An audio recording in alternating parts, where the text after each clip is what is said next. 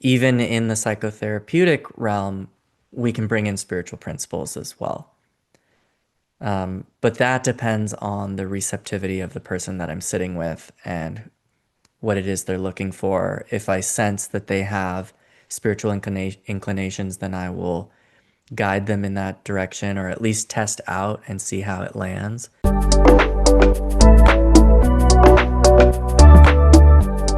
Hello, everyone. Welcome back to a new episode of the Spiritual Inspired Show. I am your host, Gabriel Claudiu Murgan. For older episodes, please visit our YouTube channel, spiritualinspired.ca, claudiumurgan.com, and gnostictv.com. My guest today is no other than Eli Recht. Eli, thank you for joining me today. Thank you so much for having me, Claudiu. You are an accomplished psychologist, and also you dabble into other things outside your field, and we'll talk about all this. But I want to start by mentioning the 2020 falling away of ego identity that sounds so pivotal in your life. So, what was the most surprising shift you experienced during that awakening? Hmm.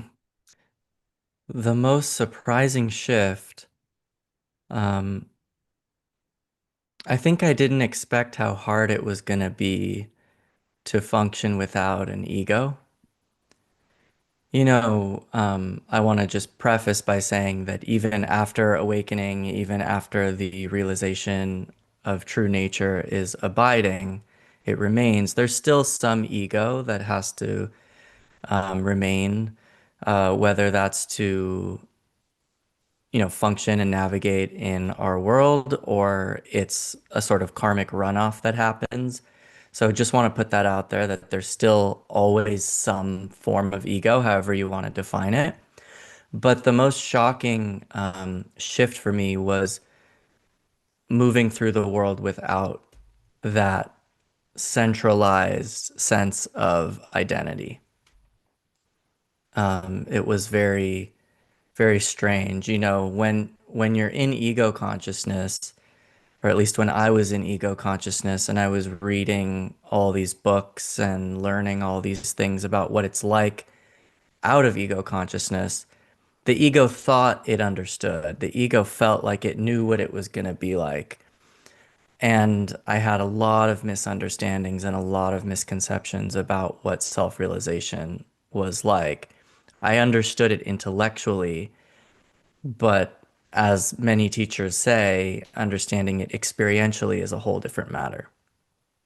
So that was the biggest shift for me was, whoa, I have to now learn how to operate from a different operating system altogether. And that took quite a bit of time to get used to.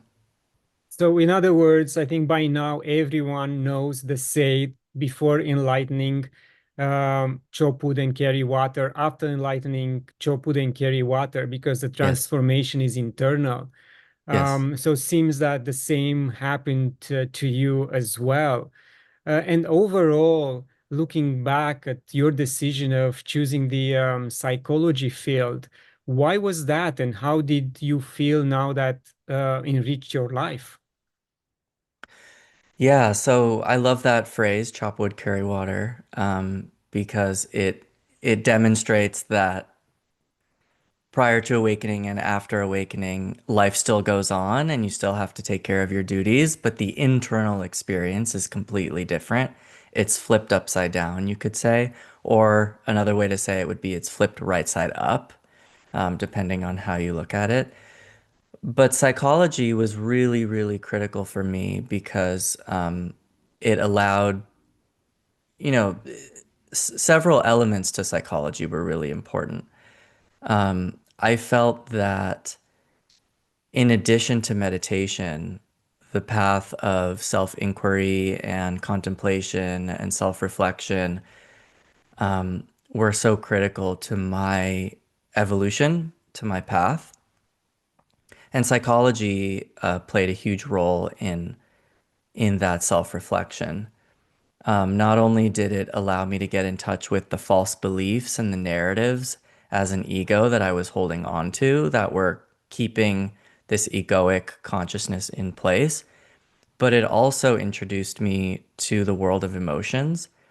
And on the spiritual path, the world of emotions is critical. I mean, it's one aspect of our being, and it's the engine, it's the fuel for all of our actions, our motivations, our values, things like that. So, getting in touch with the emotions and learning how to navigate them, understanding them, how to use them, that was very important for um, my path and my evolution. So, I felt like the psychology piece and the spirituality piece, the meditation, they came together quite well. I did therapy for a number of years, partially Jungian therapy, partially work on noticing, identifying, and releasing defense mechanisms. And that's what allowed the sort of karmic energy, the emotional energy, the unspent energy to start to burn and be released. And that's what led to the awakening. So the psychology piece is very important. And I think in spiritual circles, that's not talked about enough. So I feel like that's one of the things I'm here to bring is more awareness of the psychological aspect of the spiritual path and how important it is for a number of reasons. And then after awakening, psychology is very important because, like you said, chop wood, carry water. You still have to function in the world. You still have to know how to operate a mind, heart, body system. And psychology is very important for that. Therapy and therapeutic practices, they give us tools to be able to work through, thoughts and feelings and behaviors and motivations and things like that. And having a firm psychological foundation through the work that I had done was very important. It was incredibly useful to have that post awakening because I feel it allowed me to integrate and acclimate to the new consciousness much more easily and more fully. And were you able to integrate by yourself, or you had to reach out to another professional just to mirror your thoughts and what you were feeling? Yeah, I did need some help right before the awakening, during and after. I was able to get in touch with now my good friend Philip Weber, who lives with me here. Um, we got in touch through a mutual friend who used to be a monastic in the Self-Realization Fellowship.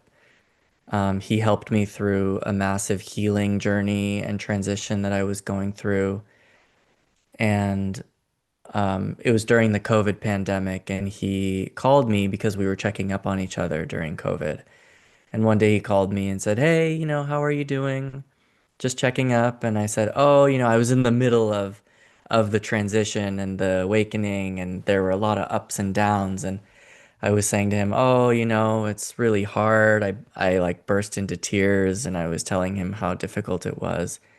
And I said, "I don't know if this is a genuine awakening or not. There are some signs. I'm hearing a voice that's telling me that I am going to be awakening soon, but I don't know what to believe. Am I going crazy?" And he said, "This sounds to me like it's a genuine experience." He knew a lot about that, and he had had Kundalini experiences prior. And he said, "Let me get you in touch with my friend Philip Weber, who recently went through an awakening." And so that's how Phil and I connected. And he was just a major pivotal aspect of my transition because without him, I don't know if I would have survived or in what shape I would have survived. It certainly would have taken longer to get my bearings and my sea legs, as they say, without him. So yeah, having that mirror, having someone else who had gone before, who was further along on the path, and knew the terrain that I was in the middle of traversing, that was very useful. And we became very close friends after that. And now he lives with me, and I edited his two books, Grace Happens and Reflections of Consciousness, which are both on Amazon. And they're doing quite well Good to about his hear. awakening and his experiences. And Yeah. yeah, And so you mentioned self-doubt, and I think this is a common denominator for those who are in the process of awakening or of having a spiritual transformation, because they don't know for sure if that voice in their head or what they are going through is legit, or it's something yes, they've been put up to see how they react. yes, very much so. Yeah. Eli, you blend contemporary psychology like EMDR, IFS with deep spiritual wisdom. How do you integrate these approaches in a typical session? Yeah, that's a great question. People have asked me over the years, what is your style? In my field of psychology, it's a common question, what's your therapeutic orientation? And I've struggled with that question for a long time because I've never felt like I belonged into one camp in particular. I draw from many different um, schools of thought and methodologies and principles.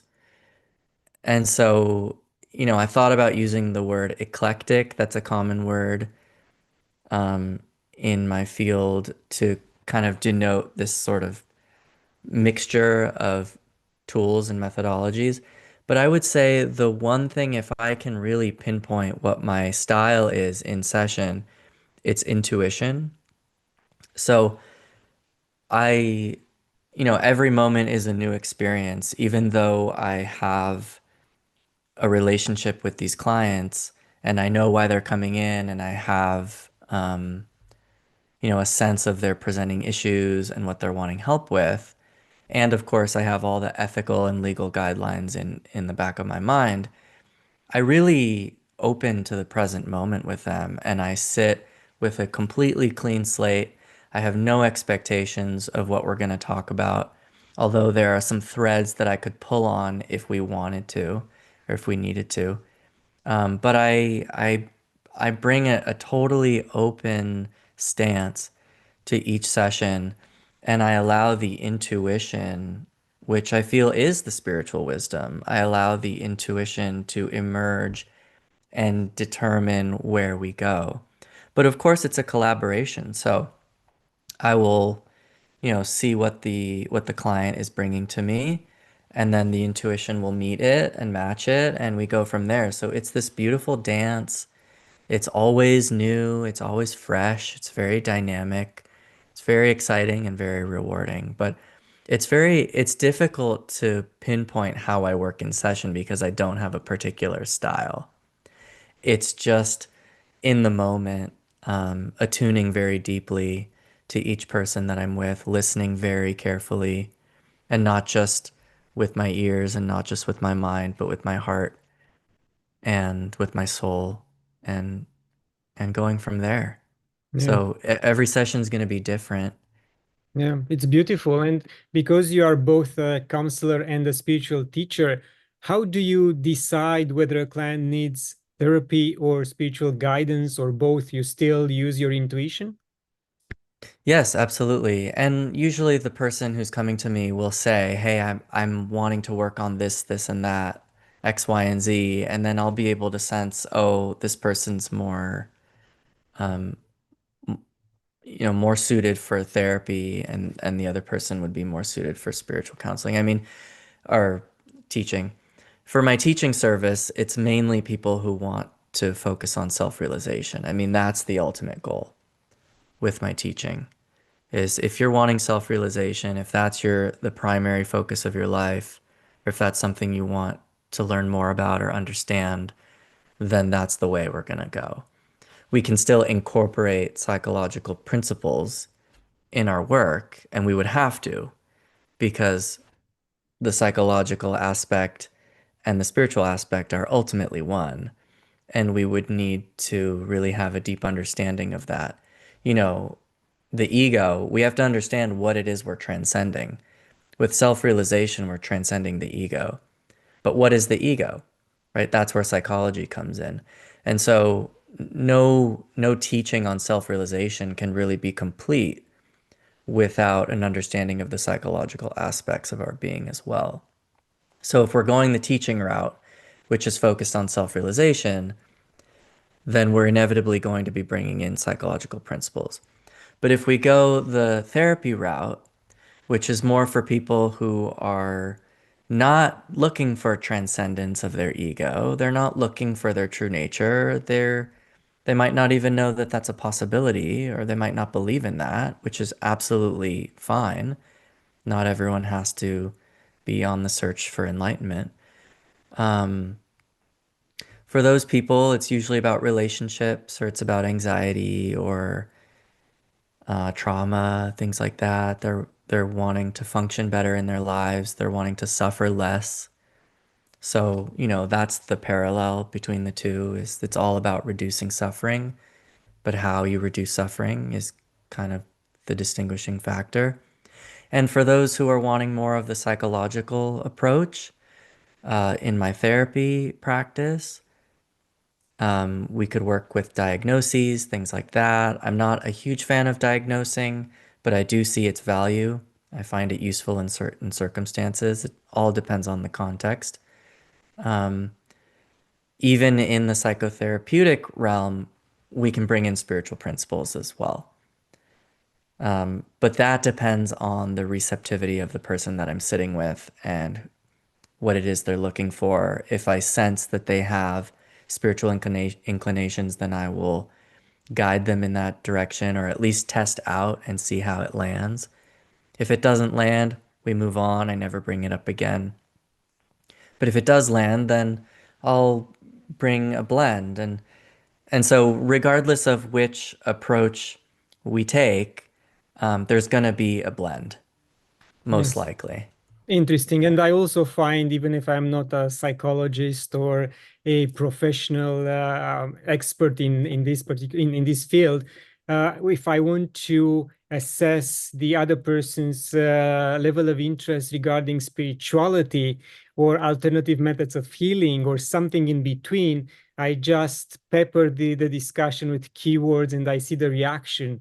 Yeah, If they don't react in any way, we just switch the subject to exactly. soccer, American football, Yeah, whatever.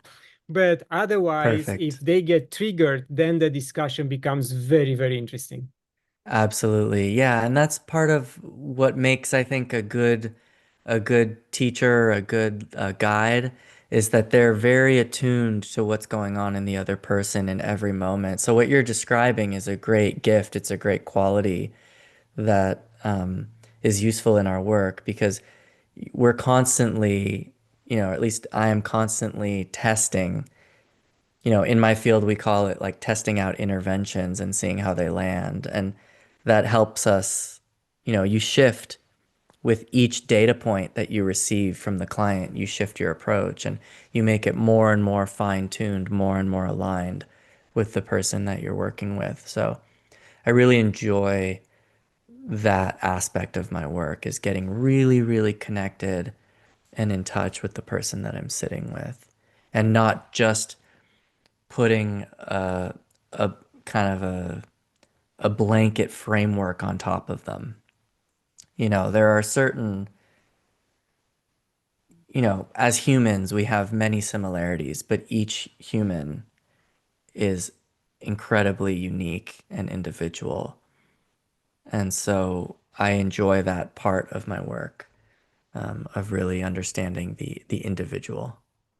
Nice. And because you mentioned self-realization so many times, the listener might wonder, what is Eli talking about? So I will just do the preamble because I see the photo of Paramahansa Yogananda on one of your top shelves there, plus Yes. the two main books of his, the Second Coming of Christ and God Talks with Arjuna, which, by the way, changed my life. And I'd like to ask you, how did you come across Yogananda, his teachings, and then if any of these two books really change your life. Oh my goodness. Well, I came in touch with Yogananda, who I consider my guru now, and that relationship has changed, and we can talk about that if you'd like. But um, it was 2013 when I was immersed in this sort of musical experience after college in New York City. I was living with my friends, and we were in a band, and I was getting very in touch with sort of heart aspects of my being, musical side, spiritual side. I was singing a lot, and that was creating some transcendent experiences for me. And I started to get in touch with deeper dimensions. Before this, I was actually a prescribed atheist and did not believe in God. I thought people who believed in God were absurd. And now uh, I laugh at that when I think about that. But I was sort of opening up to deeper ways of being and higher levels of consciousness, just understanding that that was real. And I had a roommate who had the autobiography of a yogi by Yogananda, and he encouraged me to read it. And I thought, it's so big, I'm not going to read this. There's no way. And then two other people in my life in the same month told me to read it. So I thought, okay, third time's a charm. You know, this I'm starting to discover that there are other things going on in this life than what I can see with my five senses. So maybe this is a sign. I'm gonna listen to it. I ended up getting really sick and I was bedridden for a while, so I had all this time to read the autobiography. And I read it and it was absolutely mind-blowing. And I had come in contact with Taoism and the Tao Te Ching and the concept of enlightenment through the book Siddhartha by Hermann Hesse when I was younger. But I didn't know for sure if that was a reality. When I read the autobiography of a yogi, it was the first time I trusted that self-realization or enlightenment or awakening or whatever word you want to use, nirvana, that this was a real possibility, that it wasn't just mythology and fanciful stories, that this was reality and that anyone could achieve it. And in fact, Yogananda said that it's everybody's birthright and that it's inevitable that it will come to all beings. So that just took my breath away and I dove in immediately. I signed up for the lessons, I studied everything I could. And those two books that you mentioned on my shelf next to his image were monumental. I read the Bhagavad Gita. It's this massive two-volume work, front to back, at least twice, and skimmed it more than that. I reference it all the time. I go back to it all the time, and I find it to be, it's like one of my desert island books. If I could only take one thing to a deserted island with me, I would probably take Master's Gita, Yogananda's Gita, because it's just so profound. It goes into pretty much everything you need to know on the path. And then the second coming, I actually didn't read until after the awakening. But it was also very instrumental and gave me a deep admiration and appreciation for Jesus and the Christian path. Yeah. Yes, and in fact, I read them in the same order. Gita first, changed my life, and then Second Coming. And being born Christian, I was pretty much familiar with the teachings, but not the deep explanation, the true explanation of the teachings. So that also opened up my mind and my heart to Yeah. what was coming out of the Bible and this particular Yes. Second Coming of Christ. Yes, absolutely. I was raised Jewish, so I was never really exposed to Christianity other than just through the culture in the US. Um, so what Yogananda, I feel like he brought not only to the West, but to me personally, was this understanding and appreciation that all the world religions are essentially the same.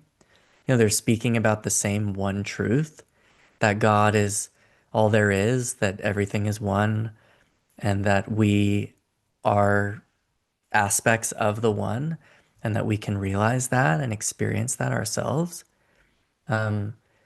That's what all the world religions are really talking about at their core. If you go to the deepest quotes by the founders, they weren't founders at the time because they weren't founding anything. Yeah. But the prophets, if you go to their words directly, you will see incredible, striking parallels and similarities. And that's something I've devoted a lot of time to, is investigating the unity of all religions. They all say the same thing, but they're clothed in different garb.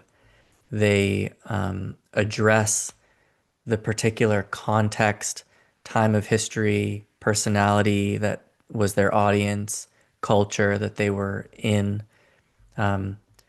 They address those unique factors differently, but at essence, they have the same message.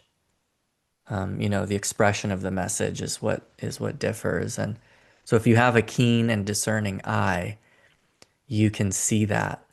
And that's very eye-opening. It was for me at least. And for anybody watching and listening, if you haven't dove into kind of comparative religions or things like that, I highly recommend it because it'll change the way you see things. Yeah, what I personally don't cannot reconcile is the information or let's say the teachings or whatever you want to call them from the Old Testament. They just Hmm. don't vibrate with me. They don't settle with Sure. me because the way those times were portrayed and the way the so-called God is acting in favor of some and against Yes. others. So to me, that's not the divine intelligence, the creator is Right. something else which was kind of made up. And also knowing that the Bible was changed so many times, again, that part doesn't resonate with me. I will take small portions, but overall, I rather check and read and enjoy the New Yes. Testament. Yeah, I don't blame you. I absolutely understand what you're saying and agree on many levels. And that's another piece that I should probably add here to what I'm saying is that yes, each religion has their own expression of the one. That doesn't mean that the religions as they are now in today's world are absolutely accurate expressions of the one. You have to consider that over time, there's been this massive game of telephone that's been played, and whoever's in power, they sometimes change the writings, they change the wording, the translations. A lot gets lost, a lot gets taken out. There are many, apocryphal gospels and things like that that have been discovered and verified. And somehow they were kept out of the New Testament, and in the Old Testament, there's no way to know who wrote it or where it Yeah, comes from.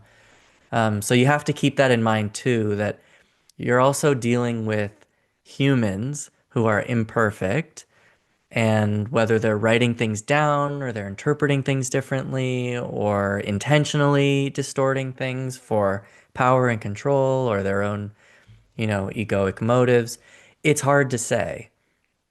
That's just an element that we have to contend with. So don't take everything at face value. I'm not a proponent of blind faith. I think keep your eyes open. God gave us the faculty of reason and logic to use. And so, yeah, if if you want a deeper dive into maybe the Old Testament, I would say focus primarily on Genesis because that's the one I felt was really, really closely aligned with what I understood to be the essence of life. And the deeper esoteric understanding, I think, is mostly available through Genesis. However, I would say the other five books and the other books in the Old Testament, I would encourage people not to look at them literally, but to look at them metaphorically, symbolically. I think that's where the magic is. I'm open to debating with someone who says these are historical documents, maybe, I don't know. But I think if we look at, and even the New Testament as well, if we look at it through an esoteric lens rather than an exoteric lens, I think that's very helpful. Yeah, I agree. And going back for a minute to Guruji and the fact that he welcomed people of all religions within Yes, self-realization, I think this was the main attraction yes. for everyone to look into the lessons and look into what he was preaching. And the fact that he kept Yeshua in high regards and put him in the lineage of his Hindu teachers also was a testament to what he really believed. Hmm. I agree. Yeah. And now with the experience of Kriya Yoga, which is mainly based on breath work, over the years, have you evolved your spiritual practice into new methods? Have you added to Kriya Yoga? Yeah, so I think my story is a little bit unique in that way. I was initiated into Kriya Yoga in 2014. I practiced it very devoutly for several years, but because I had some health issues, I think the Kriya Yoga technique started causing problems. Now, I'm not going to blame the technique itself, but I think the combination of the Kriya and my health issues and just where I was at that time, I couldn't really practice it anymore because when I would practice, I would get these splitting headaches. I would get very dizzy and nauseous. I couldn't get up. I couldn't walk. It was very hard for me. And so over many, many months of wrestling with this and praying about it and feeling disloyal and worrying about all that stuff, which I realize now is just ego. Um, I had to let it go. And I believe that intuitively that's what I was called to do, that it was the right thing to do. And it turned out to be the right thing because the awakening still happened and I didn't need it. So I used Kriya in the beginning. It was a very powerful technique. I really, really liked it. I wish I could have continued, but for whatever reason, the way I was wired karmically, it just didn't work. And so I let it go and I found surrender. I found Michael Singer's relax and release technique, which is really all about surrender and it's all about witnessing consciousness and being able to take a step back and realize that you are the witness to life. You are the one experiencing life, which is what Kriya Yoga will get you to eventually. It's what all the meditation techniques arrive at if we do them properly. But Michael Singer just pinpointed it directly, and that's what I needed at the time. So I learned how to witness all the internal and external things in life and let them just flow on by without my identifying with them. And that's what I call surrender. It's the complete awareness and non-attachment to anything going on in the present moment, inner or outer, thoughts, feelings, sensations, or the world unfolding in front of us. So I trained myself over several years to detach, not in a bad way, not in a dissociated way, but in a spiritually mature way, emotionally mature way, to non-attach, to detach. And that was the technique, you could say, even though at some point it's not really a technique, it's just surrender. It's just what is, it's being. That's what led me through the gateless gate, you could say. Nice, very nice. Yeah. Good job. Yeah. Yeah. Eli, if you could have one enlightened animal sidekick, Oh my what creature goodness. would it be and how would they assist in therapy sessions? Oh, I love it. So I've always felt that the giant sea turtle was my kind of my spirit animal is just feels like an embodiment of my personality and my spiritual life.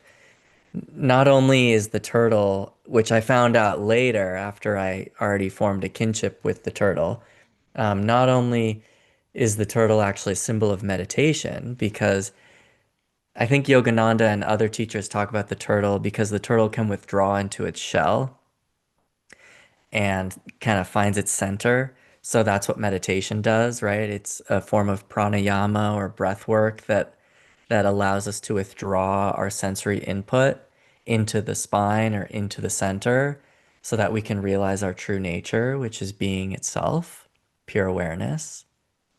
So I found that out later, and that just made me love the turtle more. But I've always really been a proponent of the saying, "Slow and steady wins the race." If you know the story of the tortoise and the hare, I always identified with the tortoise. I felt like, even though I gave my all to whatever I was pursuing, I went in 110%, no matter what I was committed to. I always felt like, okay, patience is important, one foot in front of the other, one day at a time, one moment at a time. Don't rush it. Don't try to skip a step. Just trust in the process, have faith. And that's very turtle-like. And so that's another reason why the turtle is my animal, and I'm a Pisces and love water, and so the sea turtle just feels like the perfect animal for me. And when I went to Hawaii on a family trip, I did actually scuba dive with the giant sea turtles, and it was just a miraculous and wondrous experience, and felt very spiritual actually. Yes, it's beautiful. As the indigenous people say, the turtle is holding the earth on its Yeah, back, that's and true. it also has 13 constellations carved on its shell. So, There you so go. much There you go. symbolism there. Yes, yeah. Yeah, so much. Turtle's amazing. Yeah. Ellie, if you have to address highly logical people, what would you tell them? How would you convince them to turn themselves to their spiritual path and their spiritual sensitivities and skills? Mm. Hmm. I would say your logic is a gift. Your logic is a tool that you can use. Um, you don't need to get rid of it on the spiritual path. In fact, it can be very useful on the spiritual path to discern what's the right path and what's not the right path for you. So logic, I think, is important. Um, I would say don't take my word for anything. Don't take any teacher's word for anything. Experience it for yourself. And, I think a logical person would say, I can't know something until I experience it. This is what someone's telling me to do in order to experience it. I'm going to try that out. I'm going to experiment, use the scientific method to your advantage to experiment with something and take a look at the results. And over time, you will start to find the results on your own. You'll be able to collect your own data to decipher whether this is a valid path for you or not. So I would say don't throw it out just because it doesn't make sense to you right away. Be scientific about it, experiment, and practice meditation, practice a technique, whatever it is that you find, and see how it works for you. And don't ever lose the logic, but also realize that there's more to life than logic. Logic is not king. Logic is one aspect of life. It's a tool. It's not the end all be all. And I think most people with logic would agree with that to some extent. What And do you ego think? loses logic for sure. That's why we try to shed that thick layer of our ego. But again, we still Yes. need it in order to interact in the world. Yeah. Yes, yes. But there's also like a spiritual logic, which is different from ego logic.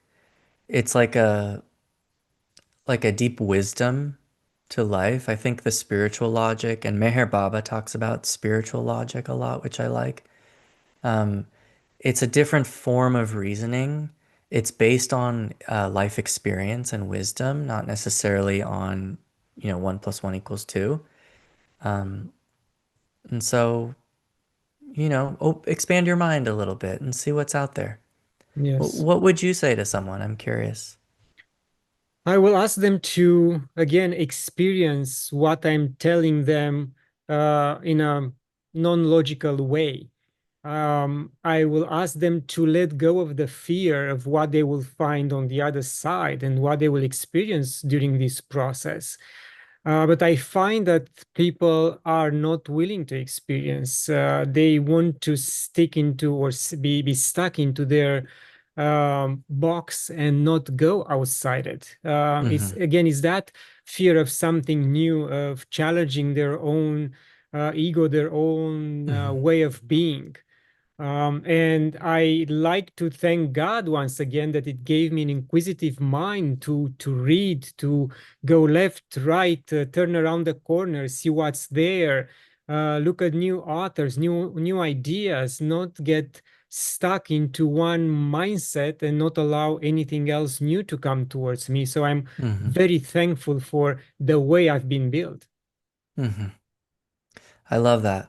I really like what you said. And for someone, if I can add one piece, for someone who's very logical, I would probably recommend that they look at teachers like Byron Katie, who works, she has the work and she talks about looking at your thoughts and can you absolutely know that that thought is true, that belief is true?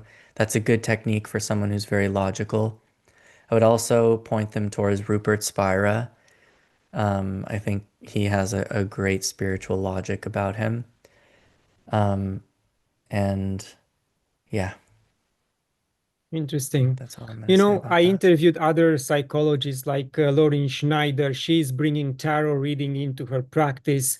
David Kopatz, he brings medicine wheel when working with veterans to eliminate PTSD.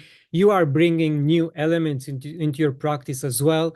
Do you see this as a new approach, new tendency for the upcoming generations of psychologists to look outside their realm and bring new procedure and processes within? Absolutely. I think this is the way that the psychological field is moving. It might be moving slowly like a turtle, right? But little by little, it's getting there. I think I see it already. I see a lot of incorporating of spiritual principles and, you know, ecology and all sorts of incredible disciplines are starting to blend with psychology, even science. So I do see that as the way of the future. I think psychology is ultimately approaching God, just as science is and everything else. And I'm excited for it. I feel like I'm part of that. I'm riding the wave. Interesting. And see, we discuss about feeling, going deeper down with with your clients, interacting at emotional level. But what we see in the movies is just a kind of cold blood psychologist taking notes, asking question. The patient will answer. So this is totally different than what we see. So if that's the perception at the public at large, do you think that someday they will just have a robot with AI to ask the questions, not even take notes because it will record Mm, everything, and hmm. be that air quotes mirror the client, the patient needs Hmm. in order to somehow get healed? Yeah, I do think AI is going to revolutionize the field of psychology. I think it's already doing that. I have a number of clients and a number of people that I know who actually speak to AI already as a therapist, and they get what they need from it, and they get great insight from the AI, and it's only going to get better and more impressive from here. However, I do think that on some level there will always be people who need that person-to-person interaction. There's something on an energetic level, on a spiritual level, that an AI chatbot or avatar can't give us. There's that energetic connection, that attunement. And so it might seem that it's attuned, the AI, but I think in the back of our minds, whoever's using it will always know that it's not a real human. And so it's not gonna go as deep as it could. So I think for some people it's gonna work great and it already is. And for other people there will always be a need for that human connection. Yeah. So I'm not worried about my job being taken away. And while you're talking, an idea just came to me. So for the face-to-face interaction, the AI can be programmed that if the word love is mentioned 3 times within, let's say, 5 minutes, he can tear, or she can tear, have a tear going down his cheek, Oh my just goodness. just to uh, uh, pertain or perceive that Yeah. it has emotions. Yeah. I didn't hear that, but sure, why not? Um, I could see all of that happening, and that might be very effective Yeah. for people. That might be just what people need, Yeah. but for others it won't be. So we will see. I'm very intrigued and very interested to find out how AI shapes not only the field of psychology, but the world. I mean, every aspect of life is already being shaped differently because of it. Mhm. Eli, if love says I am everything, wisdom says I am nothing, what your therapist avatar, say if he were a cartoon character? Oh my goodness. Like what would be my catchphrase or something like Yes. that? Yeah. Oh goodness. Um, I don't I will know. say self-realization is all you need. All right, that works for me. I like that. I would say be yourself or be here now or, you know, there's nothing wrong with you. You're perfect as you are, and it's just about realizing that, Yeah. you know. I do Eli, think it's hard to top Nisargadatt's quote, the wisdom and love and between the two my life flows. That's a masterful quote, and that's one of my favorites. it's beautiful indeed. Eli, what energetic sites or sacred sites did you travel to and also changed you spiritually and energetically, if any? Hmm. Hmm. Well, I've been to Jerusalem when I was younger. That was very, very powerful. Um, I wasn't, I was much younger at the time. I wasn't attuned spiritually, but I remember feeling quite a deep vibration there. It's a confluence of three of the main world religions, all in one spot. And so the power is really incredible there. Um, I've been to Yogananda's Encinitas Hermitage. I live right around the corner from there, 15-minute drive or less. Whenever I go there, I feel just very sweet, blissful, and peaceful vibrations there. And so that's always very powerful for me. Um, I've been to India again. I went before I was attuned spiritually, but I remember making an impact on me. And I've also been to the Mayan or the Aztec, it's called Chichen Itza in Quintana Roo near Cancun. I think it's the Mayan Yes, temple. I And that visited was last year in November. Yeah. nice, nice. And Tulum also I've been to. And Yes. those were both very powerful places of spiritual energy. I mean, there's so many places I've been to. Mount Shasta is an incredible place. Big Sur. I went to the New Camaldoli Hermitage right near Esalen up there, and that has some beautiful energy as well. There's just so many, so many wonderful places and pilgrimage sites around the world. Nice. Thank you for sharing. And moving forward, are you planning to add any more tools to your spiritual and professional toolbox? Well, we'll see. I'm always looking for ways to improve. I feel that I'm always learning, and that journey never ends. There's always more to go. So I'm always on the lookout for new tools. Um, there's always trainings as a therapist that I could be engaged in, and I have a few ideas of how I want to train in the future. I want to go further in my EMDR training. I want to pick up emotion focused therapy.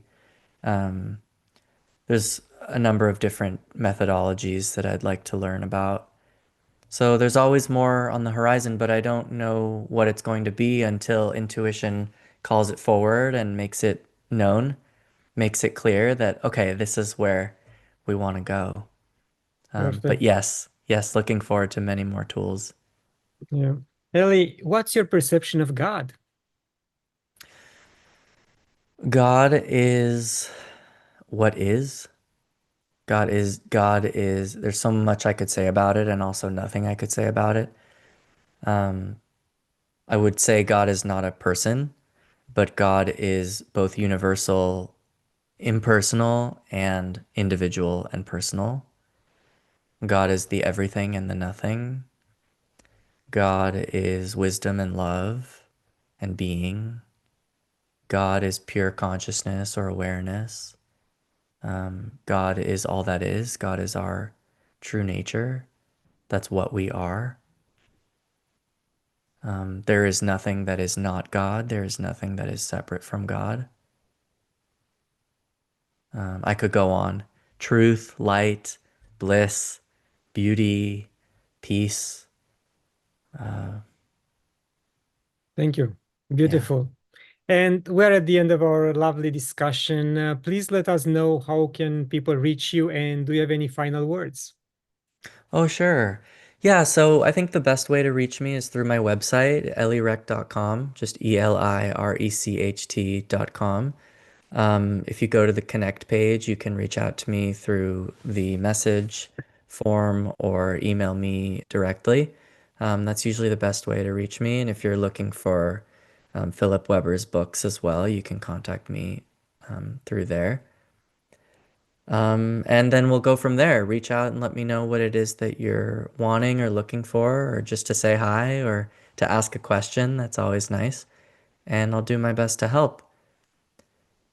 I also have a blog tab on my website where I put all my new writings and updates and things like that. I have an insights newsletter that I send out every once in a while if you're wanting the most recent blogs or updates on things that are going on, webinars or whatnot, interviews that are coming out, that kind of thing.